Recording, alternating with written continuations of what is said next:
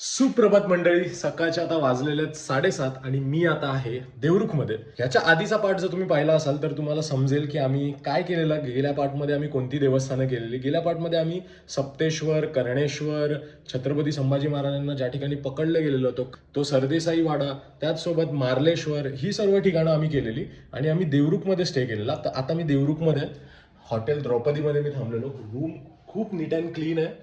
आम्ही आता तो पसारा केलाय ती वेगळी गोष्ट आहे. टॉयलेट सुद्धा खूप नीट अँड क्लीन होतं. तुम्ही जर येत असाल ना, देवरुखमध्ये स्टे घेत असाल ना, तर हॉटेल द्रौपदीमध्ये नक्की थांबा. खूप चांगले रूम आहेत. आजचा जो पल्ला असणार आहे तो आपला असणार आहे देवरुखवरून देवगडच्या दिशेने, आणि देवरुख ते देवगड याच्या दरम्यान आपण करणार आहोत धूतपापेश्वर मंदिर. त्याचसोबत आपण करणार आहोत स्वामी समर्थ मठ हडपीडचं. तिथून आपण जाणार आहोत पोखरबाव मंदिर करायला आणि मग आपला देवगडमध्ये स्टे असेल. सो असा काहीतरी एकंदरीत प्लॅन आहे. तर चला आता मस्तपैकी नाश्ता करून घेऊया. सगळे रायडर्स आपले खाली गेलेत नाश्ता करायला, मीच राहिलोय फक्त. नाश्ता करून घेऊया आणि आपण प्रवास सुरू करूया देवगडच्या दिशेने. Good morning, good morning, good morning, good morning Vishal. Good morning, good morning. अरे वा, नाश्त्याला केक. ओ हो, कल के बर्थडे का. उपमा नाही घेतला? अरे घे घे, खा बिंदास. कशात पोय? Haresh, good morning. Good morning guys, good morning. Good morning मंडळी. कसं आहे मंडळी? अरे वा, हे बघा, याला बोलतात कॉम्बिनेशन. पोहे पण उपमा पण एक नंबर. जो भी लेना दो लेना. चांगले आहेत पोहे. चल, सही आहे, सही आहे, सही आहे. चला दादा, गुड मॉर्निंग. झाला नाश्ता? चला तर आपले सर्व रायडर्स सेट झालेले आहेत. हिमालयन, हायनेस, विनोद मोरे दादा, ESD adventure, KTM 250 adventure, Pulsar 220, माझी ॲडव्हेंचर इथे कोल्ड स्टार्ट होते. तिथे पवन दादा आहे हंटरवर. उद्या दादा अजून बॅक सेट करत आहेत. हायनेस चालवत आहेत ते. GT 650, होंडा हायनेस, मंदार चालवतोय. हिमालयन आपले संदीप दा, यांची गाडी कुठे आहे? कुठे आहे गाडी? ही बघी, हां ही Honda Highness. Shreyas GT as usual struggle. GT वरती सेटअप बघा काय केलं आहे भावाने. सॅडल स्टे बघा कसे लावले. लगेच सेटअप करतो आहे. SD adventure. सुदेशची इकडे आहे R15. त्याने पण बघा कसा सेटअप केला आहे. इकडे आहे प्रीती, लगेच सेटअप करते. तिची सुद्धा आहे R15. आता इथून जे लोकेशन आहे ते आमचं धूतपापेश्वर लोकेशन आहे. चला तर आता मी तुम्हाला डायरेक्ट मोटो व्लॉगिंग सेटअपमध्ये भेटतो. आता तुम्ही मोटो व्लॉग एन्जॉय करा. लिंगेश्वर पावनादेवी माते की जय, गांगेश्वर ब्राह्मणदेव महाराज की जय, जय श्रीराम, हर हर महादेव. चला तर आता निघूया थेट धूतपापेश्वरच्या दिशेने. आणि स्वागत आहे तुमचं आपल्या मोटो व्लॉगिंग व्ह्यूमध्ये. इथून धूतपापेश्वर मंदिर मला 72 किलोमीटर दाखवतं आणि मला 2 तास इथे दाखवत आहेत. बघूया, ऑलमोस्ट 12 वाजता पोचू असं दाखवतं. कारप्लेचा हा फायदा आहे. पण ठीक आहे, जरा प्रेशर वॉश केलं ना त्याच्यामुळे त्याच्यात पाणी गेलेलं, तर जरा नखरे करत होता चालू व्हायला तो. पण जसं ऊन लागलं, कडक ऊन, जे पाणी होतं ते वेपराईज झालं आणि पुन्हा चालू झाला. म्हणजे याची खूप गरज आहे मला आता सध्या तरी. चला देवरुखला बाय बाय करूया आणि थेट राजापूर धूतपापेश्वर मंदिराकडे जाऊया. चला तर मंडळी, साखरपा मला इथून 16 किलोमीटर दाखवतं. वा, काय सकाळ आहे. सुंदर अशी पहाट आणि समोरून येते आपली लालपरी आणि पाठी सर्व रायडर्स आहेत आपले. एक नंबर वाईब आहे यार. कोकण कोकण कोकण. कोकणात राईड करायची ना मजाच वेगळी आहे यार. कोकण म्हणजे जिव्हाळ्याचा विषय आहे यार. मी कधी पण राईड करतो ना कोकणात, मला अजिबात बोर होत नाही. कारण कसं माहिती, आणि मुलींसाठी पण सेफ आहे. लेडीज जर तुमच्यासोबत असेल, तुम्ही फुल सेफ आहे. कुठेही जावा, कुठेही थांबा, कोणाच्याही घरी तुम्ही पाणी घ्या, खायला जावा, कोणी तुम्हाला नाही बोलणार नाही. आणि अशी माणसंच नाही आहेत कोकणात की जिथे तुम्हाला त्या माणसांची भीती वाटेल किंवा अनसेफ वाटेल. म्हणून बोलतात ना, स्वर्गापेक्षा सुंदर आसा आमचं यो कोकण. तुम्ही येऊन बघा आणि बघून जावा, प्रसन्न होतला मन, तुमचं प्रसन्न होतला मन, असो आमचं यो कोकण. हा जो रस्ता आहे ना, संगमेश्वर, देवरुख, साखरपा, वाटोळ, बरेच लोक तो मुंबई गोवा हायवे संगमेश्वर टू लांजावाला स्किप करण्यासाठी हा वे यूज करतात. कारण तो आहे ना संगमेश्वर टू लांजा खराब रस्ता आहे, पाली वगैरे पूर्ण. तर त्यामुळे ना हा रस्ता लोक जास्त यूज करतात. अजूनही काम त्याचं झालं नाही आहे, पण ठीक आहे. हा रस्ता थोडा किलोमीटर एक्स्ट्रा पडतो, बट मस्त घाट रस्ता आहे, कवी रोड्स आहेत आणि रोड बेसिकली चांगला रोड आहे, म्हणजे एवढा वाईट नाही आहे. तिथून धूळ खात जाण्यापेक्षा, धूळ उडवत जाण्यापेक्षा हा खूप पटीने बेटर आहे. बघा ही आय थिंक ही कोणती नदी आहे, बाव नदी होती ती, बाव नदी. पाणी कमी होतं यार बाव नदीला, असं बघायला गेलं तर खूप मोठी नदी आहे ती. शी यार धनेश होता, धनेश. कॅमेरा लेट चालू झाला होता. आता पाठी एक धनेश पक्षी गेला. अरे मला काय वाटलं माहिती आहे, तो पटकन गाडीच्या समोर येईल म्हणून मी ब्रेक दाबला. तो मेला नाही पाहिजे, खूप दुर्मिळ पक्षी होतो. आता आपल्याला इथून घ्यायचा आहे राईट आणि आपल्याला जायचं आहे वाटोळच्या दिशेने.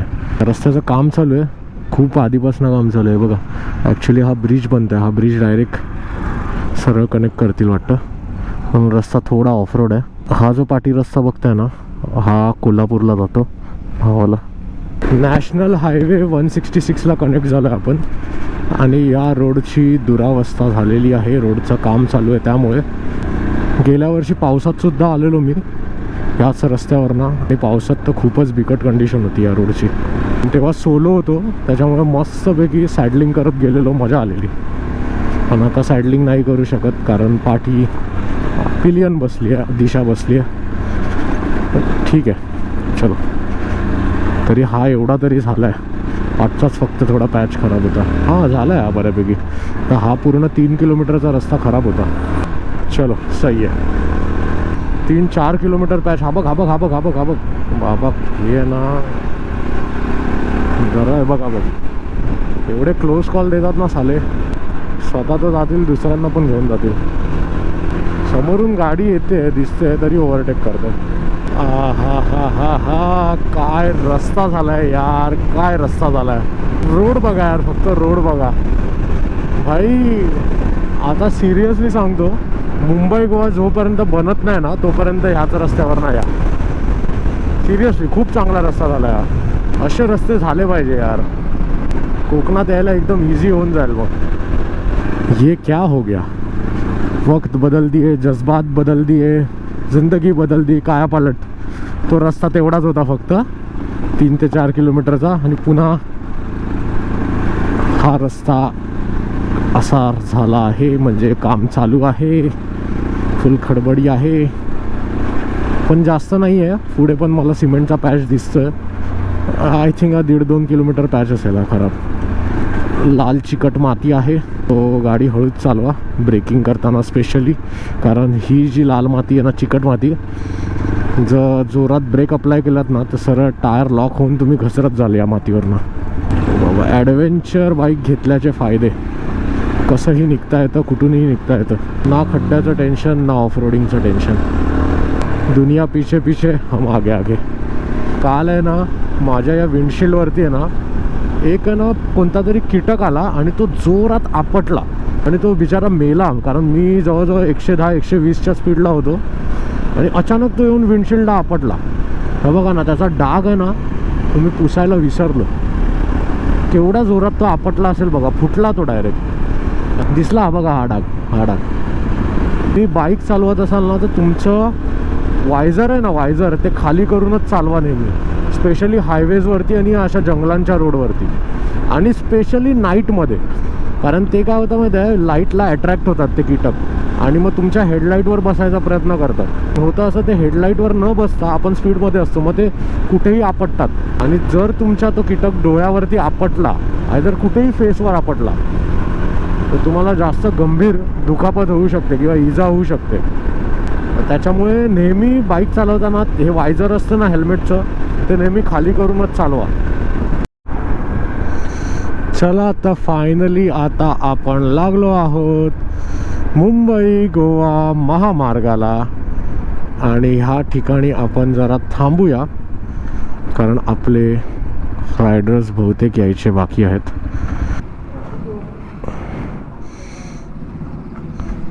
हा बंद आहे ना वे, असा युटर्न मारून जायचा आपल्याला. मजा आली ना? मस्त रस्ता, हा मधला पॅच मस्त लागला. माझी 2024ची SD ॲडव्हेंचर आणि या साईडला आहे 2025ची लेटेस्ट SD ॲडव्हेंचर. फरक काही नाही आहे. हिच्यात ट्रॅक्शन कंट्रोल आहे, ड्युअल LED सेटअप आहे, ड्युअल टेल लाईट सेटअप आहे. आणि ही बघा, ही 2022ची SD ॲडव्हेंचर. भाई तिन्ही मॉडेल एकत्र आहेत, 2024, 2022, 23 आणि 2025. पण ही वाटायची मस्त आहे बघा ना. हा बघा, हा टँकेज दिलेला. चला तर आता मी चालवतोय निखिलची KTM ॲडव्हेंचर. थोडी हाईट कमी वाटते या गाडीची मला, कारण मी माझी सीट हाईट थोडी वाढवलेली. Sharp left, sharp left. तो रस्ता बंद होता म्हणून इथून लेफ्ट घ्यायला सांगते.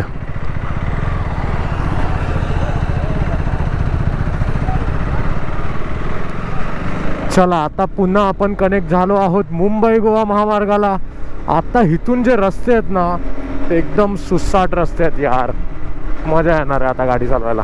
राजापूर इथून मला 10 किलोमीटर दाखवत आहे आणि कणकवली 67 किलोमीटर दाखवत आहे, म्हणजे 67 किलोमीटर दाखवत आहे. आई काय रस्ता आहे यार. ह्या रस्त्यावर ट्रॅव्हल करायला ना मजाच येते यार. हॅलो, पडला कसं काय? जास्त लागलं का? Oh shit shit shit shit. थांब, आलो आलो आलो. लागलंय का रे जास्त? Shit shit shit. का आलं रे?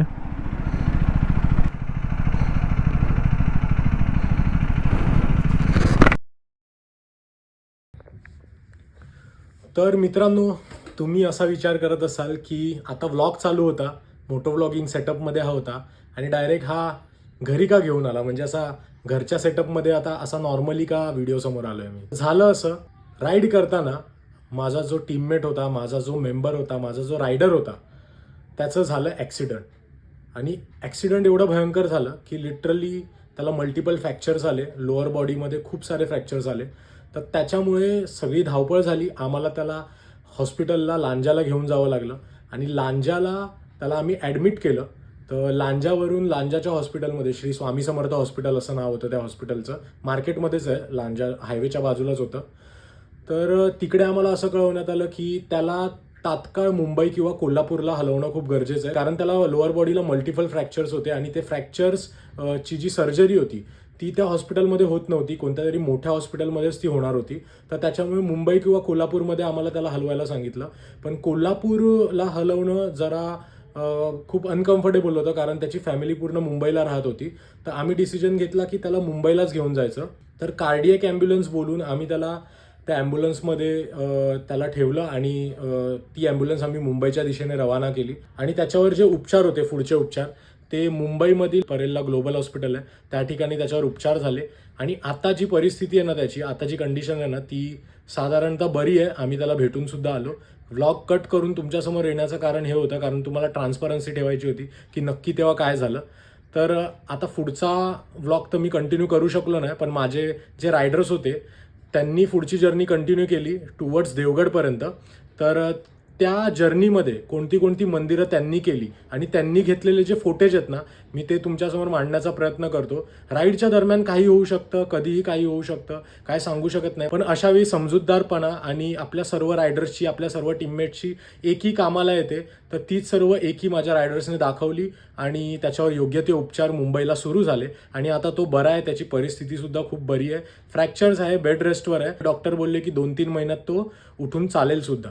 सो अशी काहीतरी कंडिशन होती. तर आता पुढे आपल्या रायडर्सने जी मंदिरं पाहिली ना, तर त्या मंदिराचं दर्शन मी तुम्हाला घडवून आणतो. तर चला, हा व्हिडिओ आता तुम्ही पुढे कंटिन्यू करा. कोकणातलं एक असं शिवस्थान जिथे निसर्ग, भक्ती आणि शांतता एकत्र अनुभवायला मिळते. आज आपण आलो आहोत दूतपापेश्वर मंदिर, राजापूर येथे. हा व्हिडिओ शेवटपर्यंत पहा, कारण इथलं वातावरण तुम्हाला नक्कीच मंत्रमुग्ध करेल. दूतपापेश्वर मंदिर हे रत्नागिरी जिल्ह्यातील राजापूर तालुक्यात आहे. मुंबई गोवा हायवेवरून राजापूर गाठल्यानंतर साधारणतः काही किलोमीटर अंतरावर हे मंदिर आहे. रस्ता चांगला असून बाईक आणि कारने सहज पोहोचता येतं. इथे भगवान शिवाला दूतपापेश्वर असं नाव देण्यात आलं आहे. दूत म्हणजे धुणे अशी मान्यता आहे की इथे दर्शन घेतल्याने भक्तांची पापं धुतली जातात आणि मनाला शांती मिळते. मंदिराची रचना साधी पण अतिशय सुंदर आहे. शिवलिंगासमोर उभं राहिलं की एक वेगळीच ऊर्जा जाणवते. आजही अनेक भक्त दूरदूरून दर्शनासाठी इथे येतात. या मंदिराचं सगळ्यात खास आकर्षण म्हणजे मागच्या बाजूला असलेला हा नैसर्गिक धबधबा.